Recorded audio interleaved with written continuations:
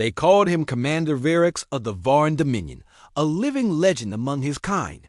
He had battled Xixian marauders in the Ice Nebula, led orbital strikes against Sylph rebels, and stood undefeated in 73 confirmed engagements.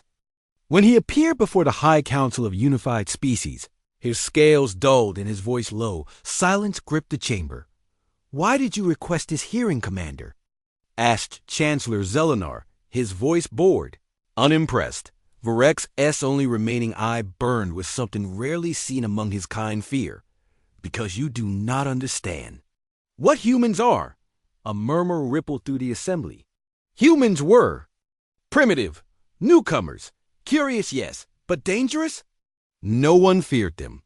They were fragile, emotional, their fleet, laughable, their diplomacy, annoyingly persistent, their presence in the galactic community, barely tolerated, until Virex spoke. It had been 7 cycles ago when the Varn fleet encountered humanity. "We found their colony ship adrift near the Targol Rift," Virex began, recounting the events with haunted precision. "One vessel, non-combat. No shields, minimal weaponry, a child's toy in a plasma storm. Protocol demanded seizing and interrogating the crew. Virex followed it. 212 humans aboard. We took them without a fight. But they didn't beg. They didn't scream. They just watched." The aliens in the chamber scoffed. "Let me finish," he growled. He detailed how the humans were placed in containment, their ships studied. But within hours, things began to change. One by one, his soldiers went silent. Then entire decks lost communication. The lights flickered. The AI reported no intrusions. And then the screaming started. I sent in tactical squads. They found only shadows, whispers. One man just one step out of the darkness and said, "You shouldn't have touched our family." That man, Virex admitted, had no armor, no plasma rifle, no drone support. He was just angry. They called him Marcus Vale, a civilian engineer aboard the colony ship.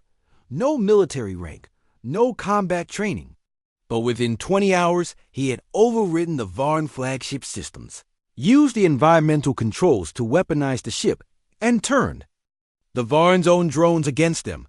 "By the time I realized what was happening," Virex said, voice shaking, "half my crew was dead. The others were locked in stasis, put there by human hands." Chancellor Zelenar frowned. "You expect us to believe this? Engineer destroyed a Varn dreadnought?" "I don't expect you to believe anything," Virex replied, leaning forward. "I expect you to listen for once." Marcus Vale had not escaped. He waited. When Virex finally reached the command bridge, he found the human seated in the captain's chair, calm, calculated, bloody. "I remember every word he said," Virex whispered, and repeated them aloud. "You came to dissect us. 2. Weigh our minds like meat. But you never asked what we would do for our own." Vale spared Virex. "Not out of mercy, but message. He let me go," Virex said, "so I could deliver a warning." The chamber buzzed now with tension. The idea of a human crippling a legendary warship seemed absurd. "Perhaps your crew was incompetent," an ambassador muttered, but Virex stood tall. "No, we were elite, trained across 100 worlds, and we were a race like insects." He told them of the second encounter, when a Varn scout fleet attempted to retaliate. They never returned.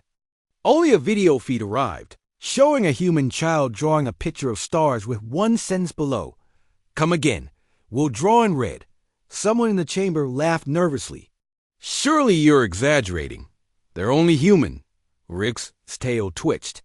He tapped a device, and a hologram appeared. Grainy footage from the ship's last moments, screens static. Then, a lone human silhouette standing in the corridor, holding nothing but a welding torch. Around him, elite Varn commandos retreating. "I am not exaggerating," Virex said softly. "I am begging you, do not provoke them." "Why?" barked another delegate. "Because of one man?" Virex's eye burned. because that one man was average by their standards. The chamber fell silent.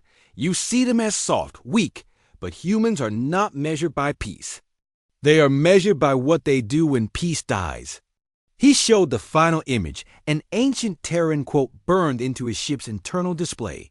We do not fear the darkness.